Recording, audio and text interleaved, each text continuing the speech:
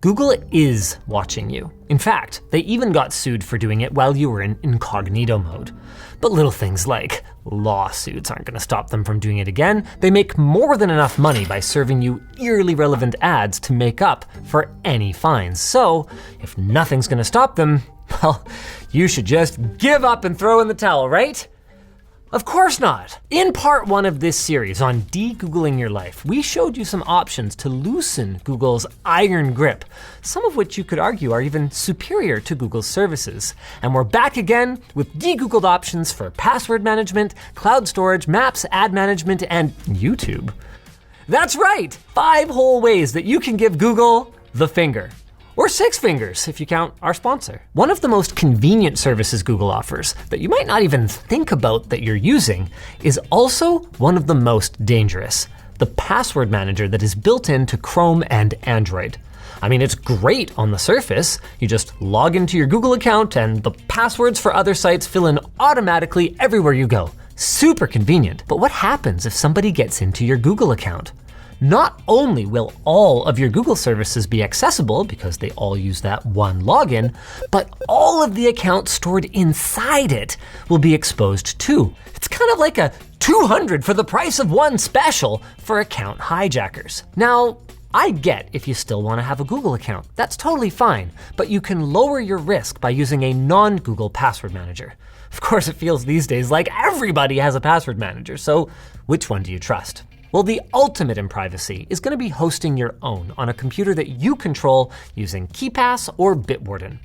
Both of them have been around for a while, are open source, and work on pretty much anything. KeePass is single device only, but Bitwarden can even sync across multiple devices, and if you want, it can sync to the cloud as well. If you're doing that, you might also want to consider the competition. For a mainstream choice, we like 1Password. Not only does it tick all of the boxes with support for every big operating system, passkey support, 2-factor codes for secure login, and more, it also has its own twist that even if 1Password were to suffer a major leak, like what happened to LastPass in 2022, there wouldn't be any danger. When you sign up, you're given a random secret code, and that code with your password is needed to unlock your vault anytime you log in on a new device. What that means is even if somebody got your login credentials, and even if they had the file with your vault in it, they can't easily decrypt your data, at least with today's computers. Their app is pretty good too. Moving on, Proton, the Google but for privacy company that we brought up in part 1, also offers a password manager that's gotten really good and really quickly. It has support for making burner emails or aliases, 2-factor support, passkey support, and it very recently gained the ability to lock your vault with a different password from your account password, meaning even if you're logged into your Proton account, your passwords are still safe if, say, a nosy family member decides to look through your computer. Now, the fine details vary, so you're gonna wanna try a couple of them before you settle, but the way that they work is pretty similar across the board. You download the app or browser extension, create an account, and start storing your passwords. With the appropriate permissions configured on your device, just like Google's password manager, they should automatically detect when you log into a new website or app and offer to store your credentials. Most of them also offer to create random passwords for you, so you don't even have to think about what to use. Once you've decided on one you like, you're gonna need to export your passwords from your old basic manager, and I'm gonna assume it's Google Passwords here. Open it up, click the settings gear, then click Export. You'll get a CSV file that you can then import to the password manager of your choice. For 1Password, you would go to your account settings, then click your name in the top right, then Import. Click either CSV file or a different password manager, choose the vault that you want to put your passwords into, then drop the CSV into the upload box and click Continue. You can pick and choose what to carry over if you want, and when you're done, you can apply your labels. The process is pretty much the same for the other password managers out there, and most of them are going to have a page like 1Password's with the steps that you need to follow. No matter what you go with to manage passwords though, a 2-factor app that gives you login codes is a must. It is much more secure than getting these codes via email or especially via SMS. Now, most password managers these days have 2-factor support built in, which is convenient. But that convenience of having everything in one place comes with the risk of having everything in one place, and we would strongly recommend a separate app. But again though, which one? Our main pick is Ente Auth. Yeah, the same Ente as in part 1. It works everywhere and can either be used in the cloud with end-to-end encryption or on a single device without the need for an account. Ente's UI is well thought out and easy to use, plus it even shows you the next code if the current one is about to expire, so you don't have to wait for it to roll over before you start typing. You can even pin, tag, and search your sites, which makes it a lot easier to manage a big list compared to Google Authenticator. They call it a labor of love on their GitHub page, and it really looks like one. Authy is another okay choice with a pleasing look and feel, but compared to Ente, it offers only basic search, which is fine for a lot of people, but there are a couple of things to watch out for. Their desktop app is no longer supported as of March, and your account login is tied to your phone number by default. So if you change your number, you will need to make sure that you update it or you can end up locked out of your account. The good news is that recovering your account only takes a few days, if that happens, and there's not a major security implication to this, because if someone gets access to your phone number, they would also need your backup password in order to get your codes. Now, if you want to use something other than those two options, that's probably fine. Just make sure that it's encrypted and secure if it synchronizes across devices, or that it never leaves your phone. Whatever you use, the way to add codes is pretty much the same. Go to the site or app you want to secure, enable two-factor authentication, then on your app, tap Add and scan the QR code. Enter the code the app gives you into the site, and you should be good to go. Just please make sure you put your recovery codes somewhere safe, and not in your password manager if you can avoid it. If you can't scan the QR code, by the way, for some reason, most sites and apps will let you manually type a secret key instead.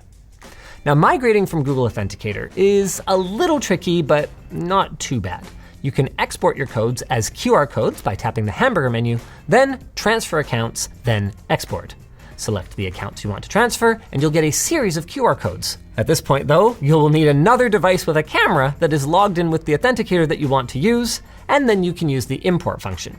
In Ente Auth, you get there by tapping the hamburger menu, then data, then import codes. Choose Google Authenticator, then scan the codes, one by one. Yeah, it's a bit of a pain because Google expects you to only ever do this if you're upgrading to a new device, but once it's done, and you're free! Free to go anywhere you like! As long as you don't mind Big Google following you around. That's right, Google Maps is so dominant that when Apple Maps came out in 2012, many people considered it literally unusable, in spite of Apple's efforts, because of how poorly it compared to Google's worldwide fleet of vehicles that maps out the roads and takes photos as they go. Now, one popular alternative used to be Waze, but that has also been owned by Google since 2013. Apple Maps, speaking of, finally launched a web app. It went into beta actually the day that we wrote this, and Bing or even MapQuest can stand in for Google Maps in a pinch. But in the spirit of de-Googling, we kind of wanted to find something a little more open, like OpenStreetMap, which makes maps from user submissions and has support for front ends that include some pretty advanced features. Magic Earth, for example, is available on iOS and Android, and on top of offering turn-by-turn navigation and crowdsourced traffic data, it can also act as a smart dash cam with driver assistance to warn of things like forward collision, stop-and-go traffic, lane departure traffic signs, and more. Now, you probably don't want to rely on those features for safety, and we did encounter some odd behavior even just in the basic search functionality, but it's free for personal use, so I'd say it's at least worth giving it a try. And the same goes for Osamand. It has many of the features that Magic Earth does, but also offers plugins to enhance its functions beyond even Google Maps. The only problem is that what I would call 18643 52 Avenue becomes 52 Avenue 18643 Euro style. And I'm not allowed to just type in AVE. It has to be Avenue. Look, you can learn to live with it, but I can also see why most North Americans don't bother. One last option is to use a search engine like DuckDuckGo or Kagi, who we talked about in part 1. Both use Apple Maps, though Kagi offers other sources too. And while neither has the features or tight integration Google does, Kagi offers the option to start navigating via Google Maps, Apple Maps, or Waze, so that you can, use Kagi to search and then just use Google to Okay, maybe it's mostly only useful for trip planning rather than day-to-day navigation. Now for a big one. Google Drive is so common for cloud storage that for a long time, we even used Google's lax storage limits to back up our entire petabyte server. It's convenient, especially to quickly share files, and their privacy policy claims that they encrypt your data and don't use it for advertising. So a secondary Google account just for Drive could be an option if you don't mind some Google in your life. You know, like a cheat day. But we are de-Googling, and that means exploring other options. There's the big ones, like Dropbox, iCloud Drive, and OneDrive, who all also offer encrypted storage, and even extras like protected vaults that require a password to access. But if your email is also with the company you're using for storage, you need to be careful what you store there in case of a data breach. One way that you can make sure that you're secure is to encrypt your files locally on your computer using something like Cryptomator. Then you can sync those files to any cloud storage you like, though you won't be able to easily share anything uploaded this way unless you also share your encryption key. If you want something a little different, then there are other options like Proton Drive. We mentioned these guys earlier and in part 1 with their email service. And while keeping all of our eggs in one basket is one of the reasons that we're skipping out on Google, Proton offers the ability to use a secondary password to unlock your data after logging in, again, to prevent someone with access to your computer from digging through your stuff. Proton's biggest problem, though, is that you can't purchase more storage than they offer in their plans, and if you're not on a family plan, that limits you to just 500 gigs, even at the ultimate tier. Now, they do sometimes allow you to upgrade to their older Visionary plan that gives you multiple terabytes of storage, but you're forced to subscribe on an annual basis for a pretty hefty sum. Still, if you're not backing up massive amounts of data, Proton Drive is very Google-like, but not run by Google. Of course, it's not run by you either, is it? And if you've got the hardware to run it, whether it's a spare or dedicated, that's where OwnCloud and Nextcloud come in. Both of these will need you to forward ports on your router or install a remote network access app like Tailscale in order to access or share your files away from home. But for your trouble, you get way more control than you do with a cloud storage company. Both of them are free to download open source software with paid extras. OwnCloud is tuned more for our professional setting with Teams, while Nextcloud has a host of features that might appeal more to home users, including a TrueNAS plugin that makes it easier to set up on a network storage PC that you might already be running. The last big drive alternative we'll talk about is the Swiss Post Service's Tresorit. It's favored by governments and NGOs for its strong privacy and security, making it a great choice for the paranoid. And on top of that, it's actually a pretty good service in its own right. It even provides a plugin if you want to stick to using Gmail, and has apps for every major OS, even a Linux terminal app for your NAS.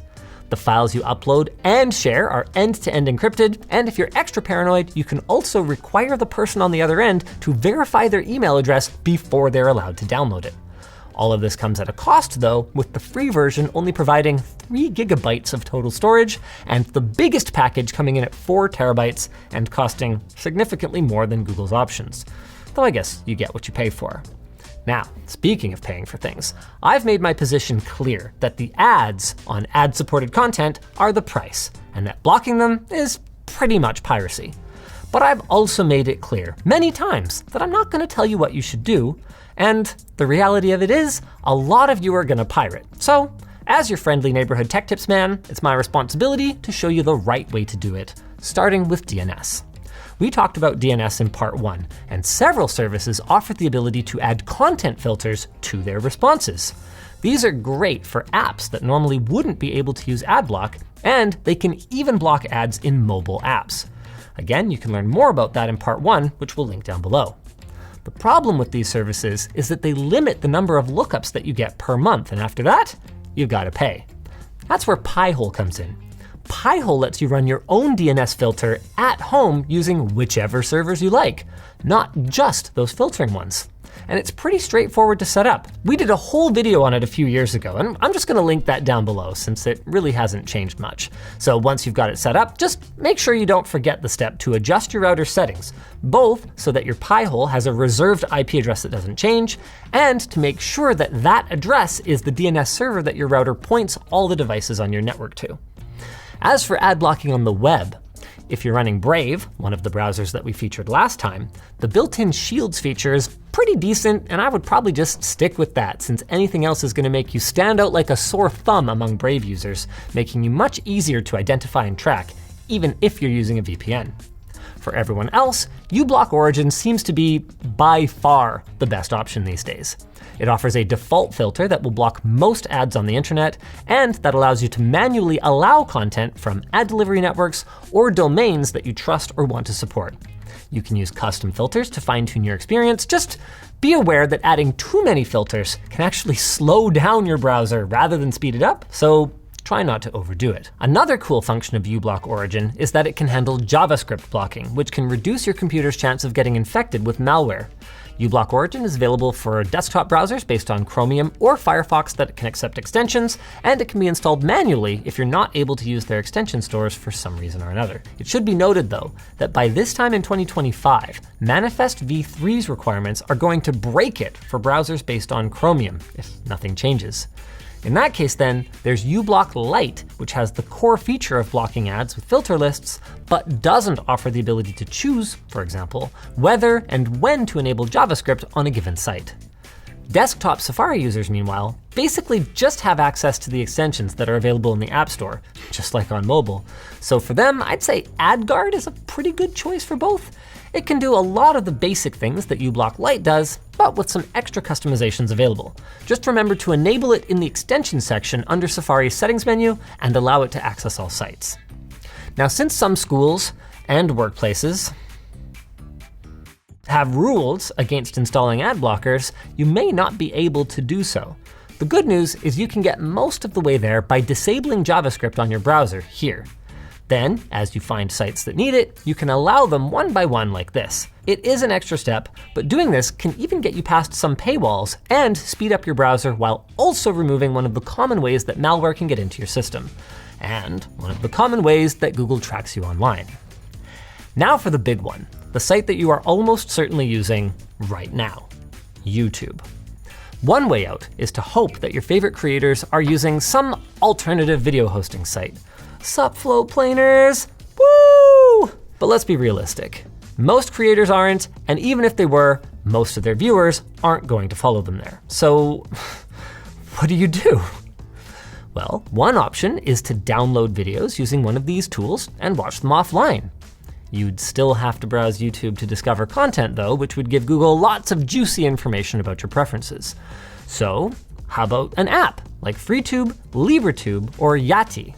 These apps hook into YouTube for realsies, get around the almighty algorithm, do not display Google's ads or trackers, and if you import your subscriptions by using Google Takeout, you might even get notified when there are new videos on your feed. Now, importing from Google Takeout sounds hard, but it's actually pretty easy. Just log into your Google account dashboard, go to Data and Privacy, then scroll down to Download Your Data and choose what you'd like to export. In this case, you would deselect all, then check YouTube and YouTube Music. Click the All YouTube Data Included link and select only what you want to download. For these apps, all we need are the history and subscriptions, and history is actually optional. If you do want it, just make sure you go to multiple formats and choose JSON for history. Once you're satisfied, click Next, optionally choose to have this data exported periodically or just once, then click Create Export. Depending on the amount of data, it could take some time, but eventually you'll get an email with a download link. You can then unzip it and import everything into your front end. In FreeTube, you'll find it under Data Settings. For Android users, there's GrayJay and NewPipe. They hook into popular streaming services, including YouTube, with plugin support that promises to add even more services in the future. Everything shows up on your feed, and they store your playback history, subscriptions, and your playlists locally on your phone or tablet. There's no iOS or desktop app for either though, and according to the FAQ, there isn't going to be one anytime soon. If that's a problem for you, you can also just run your own YouTube using Invidious, which lets you fully customize the way that pages look if you know how. You can even use those other apps with it. Now, like the Cirque search engine from part 1, public Invidious servers do exist, but using them means that you are trusting that the people running them aren't just gonna track you like Google does, or even insert malware. For that reason, it's best to use Tor or a virtual private network, like our frequent sponsor PIA, who we're gonna have linked down below, to hide your IP address whenever you're connecting to servers that you don't own. Since the ones listed on the NVIDIA site must have no analytics, that makes one fewer way that you can be tracked online. However, these servers are not guaranteed to be as reliable as YouTube's. I mean, say whatever you want about YouTube, it rarely goes down. But what if there were another way? Okay, this is funny. As it turns out, you don't need anything extra or any weird workarounds to watch YouTube without ads. And I'm not kidding when I say this is actually a weird trick. Try this right now. Open up a private window or a browser that you don't use very much, and then go to Bing. Copy the address of this video right now and paste it into Bing. Then click on the thumbnail somewhere around here and what? What? Where's the ad?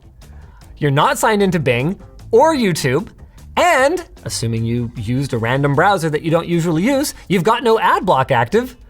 So yeah, you need to put up with Bing's crummy interface, but either Microsoft is paying Google to be able to show YouTube videos on Bing without any ads, or maybe neither of them ever noticed because no one uses Bing. Either way, I don't know, free YouTube Premium. Let's go Bing! All right, that's not really a reasonable alternative to YouTube. And like those alternative front ends and those apps, it's just YouTube with extra steps still. And if Google decides to get rid of them, they will all disappear. But for now, we've at least given you some options to enjoy your favorite creators without giving Google quite as much information.